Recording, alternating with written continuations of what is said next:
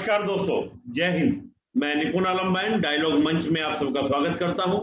जैसा कि आप जानते हैं, डायलॉग मंच का मोटिव है यूथ को एक राइट डायरेक्शन और साथ में मोटिवेशन देना। उसी श्रृंखला में आज हमारे साथ जुड़े हैं ब्रिजभूषण जी। ब्रिजभूषण जी ने सीजीपीएससी 2019 की परीक्षा, जिसका परिणाम सितंबर 2021 में आया है, उसमें 76वीं 76 रैंक प्राप्त कर अपना स्थान सुरक्षित किया है। तो ब्रिजभूषण जी, आपका बहुत बहुत स्वागत डायलॉग मंच के अंदर। धन्यवाद सर। ब्रिजभूषण जी, थोड़ा सा पहले अपना इंट्रोडक्शन कह लीजिए या अपना थोड़ा बैकग्राउंड के बारे में, ताकि जो भी अभ्यर्थी आपको सुन रहे हैं वो जान सकें कि किस शख्सियत के सामने हम रूबरू हो रहे हैं। थोड़ा सा अपने बैकग्राउंड, क्योंकि हर अभ्यर्थी की अपनी बैकग्राउंड होती है, तो वो बैकग्राउंड थोड़ा सा बताइएगा। जी सर, मेरा नाम ब्रजभूषण है। मैं छत्तीसगढ़ के बालोद जिले का निवासी हूँ। मैंने अपना graduation electronics and instrumentation engineering branch में 2014 में पास आउट किया है। मेरे पिताजी शिक्षक हैं। मैंने एक निजी कंपनी में एज अ ऑटोमेशन इंजीनियर कार्य किया है। सितंबर 2017 से मैंने सिविल सेवा परीक्षा की तैयारी से जुटा हुआ हूँ और ये मेरा तीसरा अटेम्प्ट था सर। तीसरा अटेम्प्ट पे मैंने पूरे क्लियर किया है और पोस्ट किया है। जी, ब्रिजभूषण जी, आपका माध्यम क्या था? एक बार ये बता दीजिए। आपका माध्यम हिंदी माध्यम से सर। हिंदी माध्यम था। अब मेरा प्रश्न आपसे ये है ब्रिजभूषण जी, कि आप तो प्राइवेट सेक्टर में ऑलरेडी जॉब कर रहे थे और एजुकेशन भी आपने उस तरह से ली थी, तो सिविल सर्विस की ओर आपका रुझान क्यों बना कि भाई सिविल सर्विस क्यों? प्राइवेट सेक्टर में एक तो जॉब सिक्योरिटी नहीं थी सर, और मुझे लगा कि मेरा अभी एज है तो मैं सिविल सेवा की तैयारी कर सकता हूँ इस समय, और ज़्यादा गैप भी नहीं हुआ था मेरी पढ़ाई से। और पिताजी चाहते थे कि मैं गवर्नमेंट सेक्टर में जॉब करूँ, तो ये मुझे लगा कि मैं अभी टाइम है तो मैं तैयारी कर सकता हूँ। इसलिए मैं 2017 में फिर तैयारी चालू कर दिया था, सितंबर 2017 में। अच्छा, यानी पिताजी की इच्छा थी कि आप गवर्नमेंट सेक्टर में आए, गवर्नमेंट सर्विस में आए, तो आपने उनकी इच्छा का सम्मान रखा और 2017 से आप इस परीक्षा की तैयारी में जुट गए। जी जी सर। इस पूरी परीक्षा की तैयारी में अगर हम बात करें ब्रिजभूषण जी, तो आपके सामने मुख्य चुनौती क्या रही? कि अगर मैं इस बात करता हूँ 2017 से आप इस परीक्षा से जुड़े और आज 2021 समाप्ति की ओर है, अक्टूबर स्टार्ट हो गया, तो 2 महीने बाद यानी कि 3 महीने पूरे बाद ये समाप्त हो जाएगा। तो पूरा 4 वर्ष इस परीक्षा से जुड़े हुए आपका हो गया। 2017, 18, 19, 20, अब 21 ही पूरा होने वाला है, यानी कि 5 वर्ष। तो इन 5 वर्ष में आपने क्या फेस किया, क्या चैलेंजेस आपके सामने आए, थोड़ा सा उनके बारे में बताइए। पहले तो सर 2 साल गैप हुआ। इंजीनियरिंग के बाद 2 साल गैप ऑलरेडी हो चुका था जॉब के चक्कर में। तो फिर उस समय जो थी इंग्लिश मीडियम में था और ये हिंदी मीडियम, तो उस समय राइटिंग हिंदी में करना, क्योंकि बहुत दिनों से छूट गया था राइटिंग, ये थोड़ा दिक्कतें आई। दूसरी चीज ये कि जो पढ़ने का तो तरीका था 2 साल के बाद गैप के बाद हो गई थी सीखने की, तो वो सुधार करना पड़ा। और फर्स्ट 2 अटेम्प्ट में मेरे प्री क्लियर नहीं हो पा रहे थे। मतलब फर्स्ट अटेम्प्ट में ऐसा था कि मतलब कि मिनिमम 50% क्वेश्चन आपको अटेम्प्ट करना, ऐसा मन में बैठ गया था। तो क्वेश्चन जो थे थोड़ा हार्ड आए थे, लेकिन उसमें जो कट ऑफ मार्क्स थे वो कम थे, तो वहां पे मेरा कट ऑफ मार्क्स में 2 से 3 नंबर से मैं चूक गया था फर्स्ट अटेम्प्ट। और सेकेंड अटेम्प्ट में सर कट ऑफ बहुत ज्यादा हो गया था, लेकिन उसमें भी मैं 2 मार्क्स से ही चूका था। तो मैंने अपने जी बोलिए आप बोलिए। मैंने अपनी तैयारी जारी रखी थी सर, और प्री और मेंस ही पढ़ता था। मैंने बीच में और किसी की तैयारी नहीं की है, प्री और मेंस में ही तैयारी किया है। ब्रिजभूषण जी, बड़ा अच्छा आपने बताया। मैं थोड़ा सा ये पूछना चाहूंगा कि 2 बार आपका प्री नहीं निकला, इस बार आपका प्री मेंस इंटरव्यू आपने दिया, फाइनल सिलेक्शन लिया, तो प्री की जो बाधा बनी हुई थी आपके बीच में और सीजीपीएससी के बीच में, यानी कि इस चेन के बीच में, इस बाधा को आपने कैसे पार किया? यानी कि जो ये बीच में बैरियर बना हुआ था प्री का, तो तीसरी बार आपने क्या स्ट्रेटजी अपनाई जिससे आपका प्री इस बार पार हो गया? तो क्या स्ट्रेटजी थी आपकी प्री को तैयारी करने की? स्ट्रेटजी ये थी सर कि मैं पहले क्वेश्चन अटेम्प्ट कम करता था, और उसमें कुछ कुछ क्वेश्चन मेरे से गलती हो जाते थे ना, तो वहां से नेगेटिव मार्किंग होकर के मेरे नंबर कम हो जाते थे। तो मैंने टारगेट रखा कि थोड़ा जो रिस्क लेके क्वेश्चन में कम से कम 10 क्वेश्चन कम से कम रिस्क लेके आगे बढ़ाऊं, और मैंने रिस्क लिया, इसलिए इस तक पहुंच पाया हूँ। ओके, यानी कि आपने अटेम्प्ट का जो नंबर्स था उनको इंक्रीज किया। जी, वो इंक्रीज कर दिया, क्योंकि पता था कि कुछ बेसिक क्वेश्चन जो है हम जानते हुए भी गलत कर जाते हैं। तो जी, वहां पे मैंने सोचा कि थोड़ा कुछ रिस्क लिया जाए 10 क्वेश्चन में, तो वही मेरे को आगे लेके गए। और कहते हैं ना, नो रिस्क नो गेन, तो आपने रिस्क लिया जी और सर। आपने गेन किया, तो बहुत अच्छा। जी सर। प्री को लेकर हम थोड़ा बात करें, टेस्ट सीरीज को लेकर हम बात करें, सोर्सेज को लेकर बात करें, थोड़ा इस बारे में जी बताइएगा कि प्री में आपके सोर्सेज क्या थे जो तीसरी बार आपने फाइनल किया, और दूसरा जी आपका कि टेस्ट सीरीज की क्या भूमिका रही प्री को लेकर, थोड़ा इसको भी बताइएगा। जी। मैंने सर कोचिंग की हुई है बिलासपुर से, ट्यूटोरियल से। तो वहाँ जो कोचिंग मटेरियल मुझे मिला था मैंने उसी को रेट किया, और दूसरा मैंने और ओके, कहीं बाहर से मैंने पढ़ाई नहीं की थी। ओके, और कुछ हाँ सर, और टेस्ट सीरीज का बहुत इंपॉर्टेंस रहा है इसमें सिलेक्शन में, क्योंकि मैंने कंटिन्यू टेस्ट किया है, ऑनलाइन ऑफलाइन दोनों दिया था। यानी कि आपने टेस्ट सीरीज को भी पूरा पूरा किया, और नोट्स आपने जी बहुत सीमित रखा, जो भी आपके पास जी था उसमें आप क्या रहे, आपको सीमित रखा, मुझे ज्यादा नहीं जी। पढ़ना है, जितना है उतने में ज़्यादा मुझे नहीं काम पढ़ना। चलाना है। जी सर। वही है ना जी कि कम पढ़ना है लेकिन बार बार पढ़ना है, इस स्ट्रेटजी जी को आपने प्री जी के लिए फॉलो जी किया। जी। जी सर, कोई इसी तरह। खास बुक्स, न्यूज़पेपर, मैगजीन, इनमें से किसी को आप करना चाहेंगे कि हाँ मैं इसको सजेस्ट करना चाहूंगा, तो कोई इस प्रकार में बोलना चाहेंगे आप इस बारे में? कोचिंग मटेरियल थी सर, कोचिंग मटेरियल से ही करंट अफेयर्स की एक बुक प्रकाशित होती थी, तो वो मैं प्रिफर करता था। और जो स्थानीय स्तर पर जो लोकल मैगजीन था अर्जुना करके, उससे मैंने मतलब करंट अफेयर्स के लिए। और जो नवभारत है, दैनिक भास्कर, ये कंटिन्यू मैं रीडिंग करता था, तो वहां से मुझे बहुत फायदा मिला। अच्छा, यानी कि आपने मैं न्यूज़पेपर मैगजीन दोनों को, जी लोकल करंट जी के लिए आपने मैगजीन को फॉलो किया, और जो जी नेशनल जी करंट है उसके लिए आपने न्यूज़पेपर को फॉलो किया, दोनों को। जी जी, दोनों को। इसके मेरा अलावा मैं प्रश्न अलग। भूषण जी ये है कि काफी व्यक्ति ये बोलते हैं कि क्या करंट अफेयर्स के नोट्स भी बनाने चाहिए? जैसे आपने न्यूज़पेपर पढ़ा या आपने मैगजीन पढ़ी, क्या आपने उसके जी नोट्स भी तैयार किए थे? आ, मैं टेलीग्राम लिंक से जुड़ा हुआ था सर, करंट अफेयर्स वाले जो भी है उससे। जी, तो वो चीज जो डेली न्यूज आती थी उसको मैं स्क्रीनशॉट लेकर के रख देता था या फिर सेव कर लेता था। जी, उसको मैं रात में सोने के पहले उसको कंटिन्यू देखता था, मतलब डेली देखता था कि क्या क्या न्यूज आया था। तो मैं इसके जी। अलग से नोट्स नहीं बनाया, बस मैं उसको बीच बीच में इस मोबाइल ओपन करके उसको स्क्रीनशॉट्स को ही देखता था कि क्या क्या मैं न्यूज पढ़ा हूँ। तो अलग से तो नोट्स नहीं बनाया, मैं बस इसी को ही देखता था डेली। ओके, यानी कि आपने एग्जाम के जो टाइम भी पे भी। आपका था जी मटेरियल आता था उसी का आपने स्क्रीनशॉट लेके आपने कर लिया था, जी उसी को आप बार जी बार जी देखते थे, उससे आपका काम बन जाता जी था। तो यही जी आपने जी करंट के लिए स्ट्रेटजी को आपने फॉलो किया। जी चलिए जी थोड़ा आगे बढ़ते हैं ब्रिजभूषण जी, हम मेंस के जी बारे में सर। बात करें, मुख्य परीक्षा के बारे में बात करें। मुख्य जी परीक्षा को लेकर आपकी स्ट्रेटजी क्या थी, आपकी रणनीति क्या थी?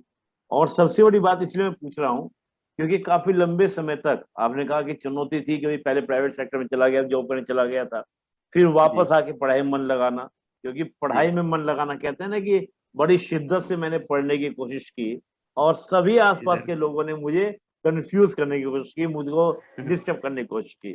तो ये चीजें आपके साथ हुई होंगी मेंस को लेकर भी। तो उस समय जी सर। आपने मेंस के अंदर अपने कॉन्सेप्ट्स कैसे क्लियर किए, एसए का पेपर कैसे तैयार किया, तो इस बारे में बताइए, जी। मेंस के बारे में। आ, क्योंकि सर मैं कोचिंग इंस्टीट्यूट से जुड़ा रहा हूँ, तो उनका साफ कहना था कि आपको ज़्यादा सोर्सेस मतलब अप्लाई नहीं करना है, जो मतलब लिमिटेड सोर्स होना चाहिए। और राइटिंग इस चीज़ के लिए बहुत प्रयास की, मतलब सपोर्ट रहा है सर लोगों का राइटिंग सुधारने में। तो मैंने जो प्रीवियस ईयर के जो पेपर है सर, 5 ईयर्स के 6 ईयर के, जी, उसको मैंने पूरा जो वर्ड लिमिट है उसी में मैं पहले उसी को प्रैक्टिस किया बहुत। उसी को मैंने अपना पूरा नोट्स बनाया हुआ था, 5 ईयर्स के पेपर जो थे प्रीवियस ईयर के, उसी को बार बार लिख करके देखता था। उसके बाद टेस्ट सीरीज ज्वाइन किया। उसके बाद उनको सर लोगों से चेक करवाता था कि क्या गलती हुआ है, उसको सुधारने की कोशिश करता था।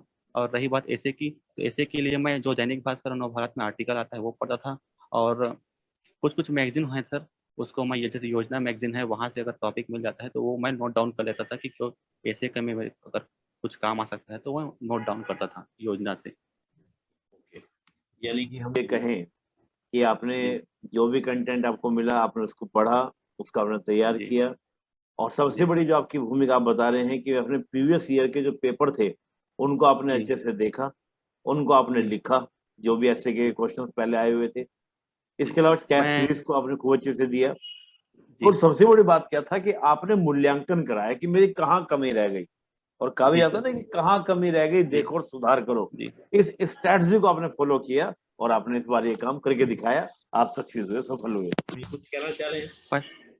जी सर, पहले क्या था, मैं पैराग्राफ राइटिंग करता था सर मेंस में। जी मतलब जब प्रैक्टिस कर रहा था तो पैराग्राफ राइटिंग करता था। तो मैंने जी। सर से चेक कराया तो बोले कि आप पॉइंट वाइज लिखिए करके, तो मैं वहां से चालू किया। मतलब ओके पॉइंट वाइज लिखना चालू किया। ओके। तो तो यानी कि ये आंसर को जो आपने लिखा मेंस की हम बात करते हैं, तो जी आपने जी बुलेट पॉइंट्स रूप में आपने सबको लिखा। जी तो एक पॉइंट्स के थोड़ा रूप सा में एक लिखा। जानकारी और दीजिएगा, क्योंकि सभी अभ्यर्थी मैं देख रहा हूँ जो चयनित प्रतिभागी हैं, उनका इस बात पे जी बहुत जोर रहा है कि आपका जो आंसर होने चाहिए उसमें जी आप डायग्राम का यूज करें, उसमें आप फ्लो चार्ट का जी यूज करें, आप मैप जी का यूज करें, मतलब जो भी जी आपका जो प्रेजेंटेशन है वो बहुत बेहतरीन, जी बहुत अच्छा होना चाहिए। तो क्या ये सब जी टेक्निक आपने भी फॉलो की थी?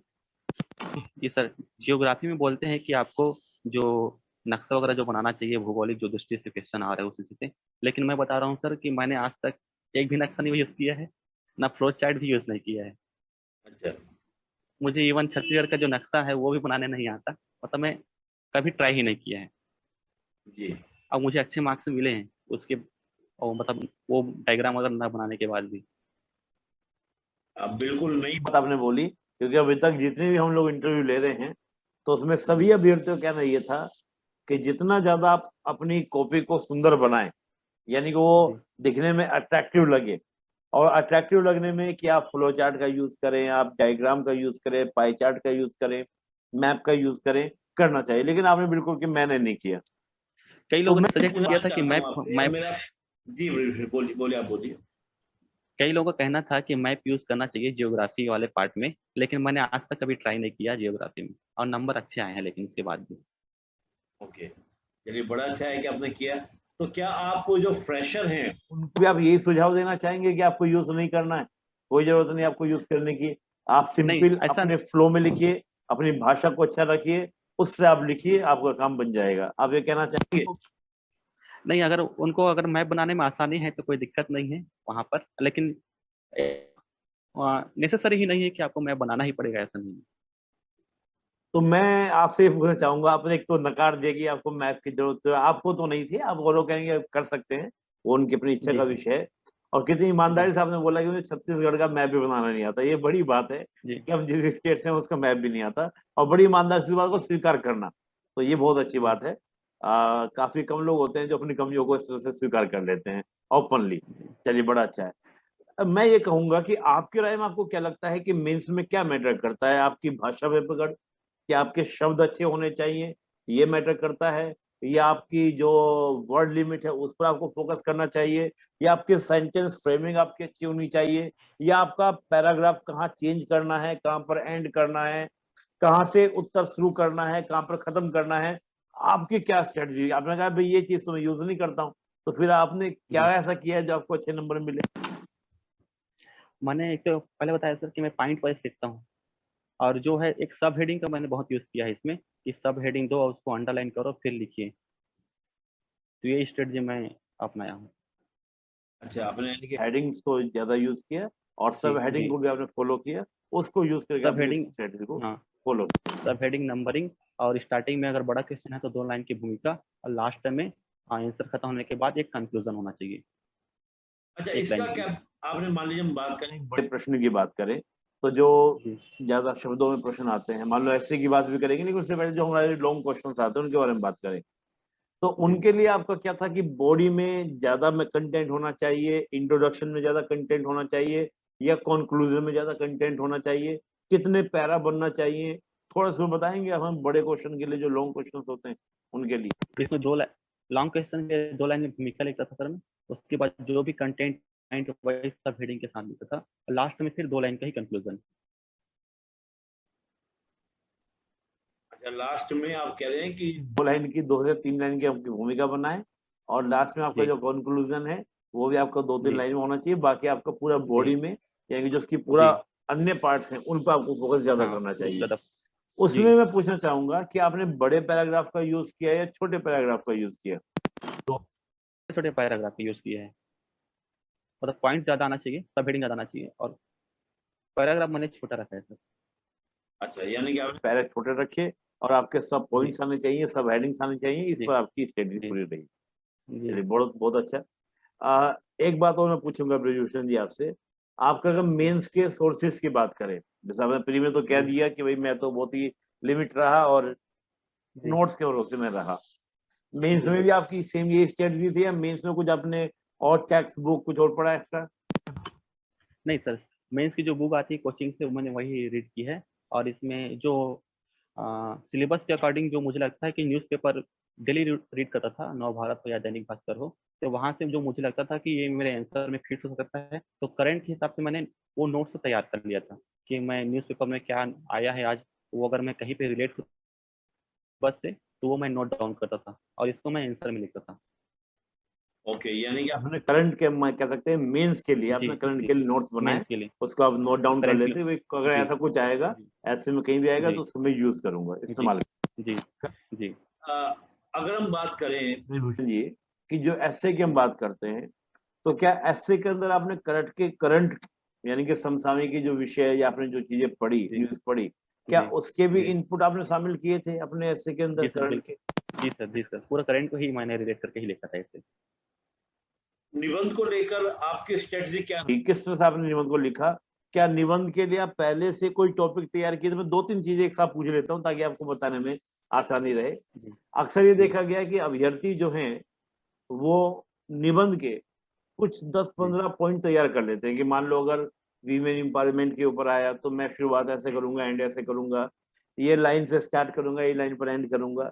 मान लीजिए आ जी। जाता है टेररिज्म के ऊपर, मान लीजिए आ जाता है इन्वायरमेंट के ऊपर, मान लीजिए आ जाता है कोई जी। सोशल इशू के ऊपर, तो आपने कुछ ऐसा फ्रेम पहले से किया हुआ था? पहले तो बात ये। दूसरा, एस्से को लेकर आपकी स्ट्रेटजी क्या रही? जब आपको एस्से आपने देखा, अच्छा ये चूज़ किया कि मेरे को ये वाला एस्से करना है, मान लो छत्तीसगढ़ वाले टॉपिक में आपने ये वाला एस्से मेरे को चूज़ करना है, तो पेन उठाया, जी। लिखना शुरू कर दिया या उसकी कोई फ्रेमिंग आपने पहले की कि इसमें ऐसे-ऐसे मैं लिखूँगा, ये मेरा स्टार्टिंग पॉइंट होगा, ये मेरा एंड पॉइंट, ऐसा कुछ आपने स्ट्रेटजी तैयार की थी एस्से के लिए? इसी के लिए मैंने एक फॉर्मेट तैयार किया था सर कि सब हेडिंग आना चाहिए, कम से कम 8 से 10 सब हेडिंग आना चाहिए।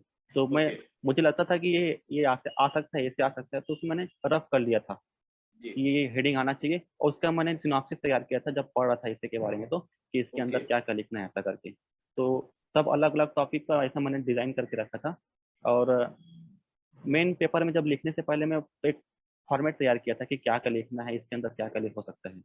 बहुत तो ये बढ़िया। मैंने फॉर्मेटिंग तैयार किया था पहले। जी, जी। जी। आपका सिंपल सा है कि ऐसे के लिए आपने पहले से फ्रेम आउट किया हुआ था कि मेन टॉपिक्स आएँगे तो मैं जी। ऐसे काम करूँगा और लिखने से जी। पहले आपने क्या किया था कि एक अपना फॉर्मेट बना लिया था कि मैं इस फॉर्मेट। दायरे में लिखूँगा ताकि वो दायरे से मैं बाहर जी। ना जाऊँ और मुझसे कुछ छूटे जी। नहीं। ये बड़ी अच्छी जी। स्ट्रैटेजी है कि जिस रास्ते में जी। हमको जाना है तो उसका एक थोड़ा-सा फ्रेमवर्क हमारे पास होना चाहिए। उसका एक हमारे को जाना कहाँ पर इसको क्लियर होना चाहिए। बहुत अच्छे। जी। जी। थोड़ा-सा 2-3 क्वेश्चन बड़े जनरल से प्रश्न हैं और अक्सर अभ्यर्थी हालाँकि पूछना ही चाह रहा हूँ क्योंकि मुझे लग रहा है कि आपका संघर्ष काफ़ी अच्छा रहा क्योंकि 2 प्री आपने नहीं हो पाए, तो एक अच्छे संघर्ष आप जी। निकल कर आए हैं। अक्सर अभ्यर्थी कि सुबह पढ़ना चाहिए, लेट नाइट तक पढ़ना चाहिए, कितने आवर्स पढ़ना चाहिए, न्यूज़पेपर जी। डेली पढ़ना चाहिए, नहीं चाहिए? हालाँकि बहुत सामान्य सा प्रश्न है, लेकिन फिर भी क्योंकि एक संघर्ष करा हुआ व्यक्ति थोड़ा-सा अच्छे से चीज़ों को बता पाएगा। तो ये 3-4 प्रश्नों को और बताइए ज़रा कि आपका कितने आवर्स का स्टडी आपका डेली होता था? फिर जब आप पढ़ाई करते थे तो ऐसा भी था क्या कि 2-2 सब्जेक्ट, 3-3 सब्जेक्ट एक साथ पढ़ते थे? या एक सब्जेक्ट को आप स्ट्रेटजी के आज मैं पूरा एक सब्जेक्ट ही पढ़ूँगा, जब तक ये टॉपिक मेरा पूरा नहीं हो जाएगा तब तक मैं आगे नहीं बढ़ जाऊँगा? या 2-3 टॉपिक को आप साथ लेके चलते थे? आपकी क्या स्ट्रेटजी रहती थी पढ़ने की जब परीक्षा नहीं थी? परीक्षा से पूर्व की बात मैं कर रहा हूँ। जी सर, जब प्री की तैयारी करता था तो जो कॉमन सब्जेक्ट है प्री और मेंस में, तो वो कॉमन सब्जेक्ट मैं ज़्यादा प्रेफ़र करता था पढ़ना। और प्री के 2 जी, माह तक पहले तक के मैं कॉमन सिलेबस ही पढ़ता था। इसमें जी, दोनों प्री भी हो जाता था, मेंस भी हो जाता था और जी, इसमें मैं सर 7 से 8 घंटे पढ़ाई करता था सर। ओके, डेली 7 से 8 घंटा, लेकिन कंटिन्यू रखना है और एक दिन में कम से कम 3 सब्जेक्ट लेकर के चलता था मैं, बिल्कुल। यानी कि कि 3 एक सब्जेक्ट दिन डेली में पढ़ना आप है। 3 सब्जेक्ट को लेके चलते थे जी। और आप अपना जी। प्री मेंस के दोनों सब्जेक्ट जो कॉमन थे, उनको जी, आपने प्री कॉमन से सिलेबस पहले है। तैयार किया। जी। जी। ये बड़ा अच्छा स्ट्रैटेजी आपकी थी और आपकी पर आवर अगर हम बात करेंगे पर डे आप कितने घंटे पढ़ते थे? इसको लेकर क्या था मॉर्निंग में, इवनिंग में? बहुत जनरल सी बात है मुझे पता है सभी लेकिन फिर भी कि ताकि कुछ सीखने को मिले, क्यों जब व्यक्ति आलस्य में रहते हैं, कुछ बोलते हैं कि 4-5 घंटा पढ़ने में तैयारी हो जाती है। आपके क्या था, आपने कैसे किया? मॉर्निंग में सर 9 से 1 बजे तक के मैं पढ़ लेता था, और फिर उसके बाद लंच के बाद फिर 2-3 घंटे उसके बाद पढ़ लेता था, फिर नाइट में पढ़ लेता था। मतलब पार्ट करके, एक तो 9 से 1 वाला तो पार्ट हो गया, उसके बाद थोड़ा आराम करके 4 से अपन 7 के बीच पढ़ लिए, उसके बाद थोड़ा नाश्ता करके फिर रात में 2 घंटे पढ़ लिया, ऐसा मेरा शेड्यूल था। बहुत बहुत अच्छा। यानी कि आपने ये नहीं कि सुबह जल्दी अर्ली इन द मॉर्निंग उठना है, ब्रह्म जी, मुहूर्त में, ऐसा कुछ नहीं था। नहीं 9 ऐसा बजे तो नहीं, पढ़ना शुरू मॉर्निंग किया पढ़ाई, और अपना उसको मॉर्निंग में आपने पढ़ाई नहीं स्टार्ट होती किया। सर मेरा। जी, जी, बहुत अच्छा। जी, दूसरी मुझे बड़ी अच्छी बात आपकी ये लगी कि आपने क्या किया, 2-3 टॉपिक को आप साथ लेके चले, 3 टॉपिक को लेके चले। जी, इससे क्या जी, कई बार दिखता है कि बोरियत नहीं होती है, कि भई सुबह जी, आपने हिस्ट्री पढ़ लिया, फिर आपने ज्योग्राफी पढ़ लिया, तो थोड़ा-सा आपका टेस्ट ठीक रहता है। नहीं तो पता चला हिस्ट्री पढ़ते रहे, तो एकदम इतिहास में ही जी, खो गए। अकबर, हुमायूँ सब के अपना गांधी, नेहरू सब में चले गए, अपना व्यक्तित्व खत्म हो गया। बड़ा अच्छा आपने, यानी कि 2-3 टॉपिक जी, को आप साथ लेके चले, ये बड़ा अच्छा स्ट्रेटजी थी। थोड़ा-सा हम बात करें इंटरव्यू के बारे में, साक्षात्कार के बारे में। इसको लेकर आपने कोई स्पेशल कोई रणनीति अपनाई कि भाई इंटरव्यू जा रहा हूँ, क्योंकि 2 बार प्री आपका क्वालीफाई हुआ नहीं था। एक प्रेशर रहता है माइंड के ऊपर कि भाई अगर इंटरव्यू अच्छा ना हुआ, फिर दोबारा से प्री से जी, स्टार्ट करना पड़ेगा, और मान लो फिर प्री ना हुआ तो एक प्रेशर तो रहता है ना, क्योंकि 2 फेलियर पहले हो चुके थे। तो इस प्रकार जी, के दबाव आपने भी झेला होगा। उस दबाव को जी आपने सर। कैसे रिलीज़ किया, थोड़ा बताइए इंटरव्यू के बारे में? इंटरव्यू के लिए मैंने गाइडेंस लिया था सर कोचिंग से। तो मैंने जो, चूँकि इंजीनियरिंग बैकग्राउंड से था, तो मैं इंजीनियरिंग का ज़्यादा तैयारी नहीं करके गया था, क्योंकि मुझे पता था कि व्यक्तिगत विवरण से ज़्यादा क्वेश्चन आने हैं डेली, इस हिसाब से हम सर लोग गाइडेंस करते थे। तो जो व्यक्तिगत विवरण था, उसी को मैंने अच्छे से तैयार किया था। और स्ट्रेस के लिए सर योगा करने के लिए बोले थे सर लोग, तो योगा कर लेता था सुबह मॉर्निंग में। ओके। यानी कि जी, आपने स्ट्रेस रिलीफ करने के लिए योगा किया, बाकी आपने जी, मॉक वगैरह दिए और अभ्यास किया, और जी, अभ्यास के बाद आपने साक्षात्कार की तैयारी जी, की। ये आपकी जी, अच्छी स्ट्रैटेजी रही। तो आपने जी, बड़े अच्छे से बताया, प्री, मेंस, इंटरव्यू सभी के बारे में आपने बड़े अच्छे से बताया। ब्रजभूषण जी, थोड़ा-सा उसमें आपसे लास्ट प्रश्न करूँगा, ज़्यादा नहीं आपको मैं समय लूँगा। जी, कहते हैं ना कि कोई भी बिल्डिंग खड़ी होती है, तो उसकी एक मजबूत नींव होती है। तो जो ब्रजभूषण नाम की जो इमारत खड़ी है, इसका नींव कौन है? नींव के बारे में आपका परिश्रम तो है, नींव में आपकी मेहनत तो है। आप किसी और को भी इस नींव में शामिल करना चाहेंगे? जी सर। सबसे बड़ी इसमें सर मेरे माताजी ने हमेशा से सपोर्ट किया है, क्योंकि जो पिताजी थे वो तो चाहते थे कि गवर्नमेंट जॉब करो, तो उनका हमेशा से सपोर्ट रहा है कि आप तैयारी कीजिए, हमारे तरफ से किसी भी प्रकार की कोई चिंता नहीं है, आप तैयारी कीजिए।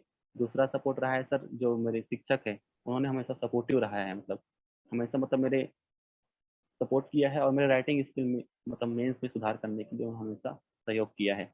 और मेरे फ्रेंड्स जो हैं उन्होंने भी मदद किया है, और हमेशा प्रेरित किया है कि आप कर सकते हैं करके। माता-पिता को आपने श्रेय दिया, आपके मित्र थे, जी, और कहते हैं ना कि चारों जी, तरफ अगर हमारे आस-पास लोग अच्छे होते हैं, तो हमारा जी, सफ़र क्या होता है, थोड़ा-सा आसान हो जाता है। कहते हैं यूँ ही कट जाएगा सफ़र, साथ चलने से, मंजिल आएगी नज़र साथ चलने से। जी, तो यही आपका रहा। जो हमारे अभी जी, फ्रेशर स्टूडेंट हैं, क्योंकि आप तो वो सवार हैं जो गिरे भी हैं और फिर खड़े भी हुए हैं। एक ऐसे भी सवार होते हैं जो सिर्फ़ पहली बार में क्या है कमाल कर गए। तो आपने तो गिरने का अनुभव भी है और सवार होने का भी अनुभव है। जी तो सर। मैं आपसे ही पूछना चाहूँगा कि जो हमारे फ्रेशर हैं, उनको आप क्या सुझाव देना चाहेंगे ताकि उनको वो गिरने का अनुभव ना हो? कि चलिए आपने तो लिया, मेरे छोटे भाई हैं, मेरे दोस्त हैं, मैं उनको ये सजेशन दूँगा ताकि उनको वो ना मिले असफलता जो मैंने प्राप्त की। क्योंकि आपकी सफलता बड़ी संघर्षों वाली सफलता हो गई, गिर के उठना, हालाँकि सवार वो नहीं कहा जाता है ना? गिरते जी, हैं सवारी मैदान जंग में, जो गिरा नहीं वो सवार क्या। तो आप तो गिर पड़कर सवार बने, लेकिन कोई सजेशन फ्रेशर के लिए? फ्रेशर के लिए सजेशन है कि पहले फ्रेशर को, मतलब ये डिसाइड कर लेना चाहिए कि आप वन डे एग्ज़ाम देने वाले हैं, कि ये पीएससी जो है, मतलब इंटरव्यू, प्री, मेंस, ये ऐसा टाइप का पैटर्न में जाना चाहते हैं। क्योंकि अगर आप पीएससी में जाना चाहते हैं, तो आपको एक धैर्य बना के रखना पड़ेगा कि एक बार नहीं हुआ तो कम से कम फिर से आपको उठ के खड़े होना है और फिर से तैयारी करना है। और दूसरा ये है कि सोर्स, आपको सोर्स जो है लिमिटेड होना चाहिए। जो बुक पढ़ रहे हैं आप ज़्यादा से ज़्यादा उसको बार-बार पढ़ें। लेकिन और जो बाहर से जो बोलते हैं आपको ये बुक पढ़ना चाहिए, वो बुक पढ़ना चाहिए, तो उससे बचें और अपना जो सोर्स है उस पर मतलब आस्था रखें उसमें और उसी को पढ़ाई करें ज़्यादा से ज़्यादा और खुद का नोट्स बनाएँ। देखिए, बड़ा अच्छा ब्रजभूषण जी ने मंत्र दिया, 3 मंत्र दिए ब्रजभूषण जी ने। एक तो कहा कि इधर-उधर भटकना नहीं है, कभी ये नहीं कि जी, चलो फलाना एग्ज़ाम आ गया, पेपर आ गया, चलो इसको भर देते हैं, फलाना फॉर्म आ गया, मन किया जी, सीजीपीएससी का भर देते हैं, इस भटकाव से दूर रहना है। लक्ष्य जी, निर्धारित करना है। कहते हैं लक्ष्य जी सर। विहीन पशु भी समाना, कि अगर आपका जी, लक्ष्य नहीं है तो आप भटकते ही रहेंगे, ये मायाजाल में उलझे रहेंगे, कभी कोई भर्ती, कभी कोई भर्ती। एक तो उससे दूर रहना है। जी, दूसरा जी, परिश्रम करना है और अपने स्रोत को सीमित रखना है, ज़्यादा नहीं पढ़ना है। ये नहीं कि आपने 10 किताबें पढ़ रहे हैं, एक किताब उठाइए जी, किसी भी टॉपिक की, जी, उसको आप बार-बार पढ़िए या आप स्टडीज़ को जी, फॉलो कीजिए। तो ब्रजभूषण जी ने बड़ी अच्छी चीज़ों को बताया। ब्रजभूषण जी आपका बहुत धन्यवाद। आपने डायलॉग मंच को समय दिया और डायलॉग मंच की ओर से और जो भी एस्पिरेंट्स आपको देख रहे हैं, उन सब की ओर से भी आपको आपके उज्जवल भविष्य की बहुत-बहुत शुभकामनाएँ। आप आगे भी बढ़ें और आपने जो अपने लिए पद सुनिश्चित किया है अपने मन से, जो आपकी इच्छा है, वो है ना मन वांछित फल पावो, एक कहा जाता है ना जी। वो, तो वो आपको मिले। तो हमारी ओर से आपको बहुत-बहुत शुभकामनाएँ, बहुत-बहुत शुभकामनाएँ।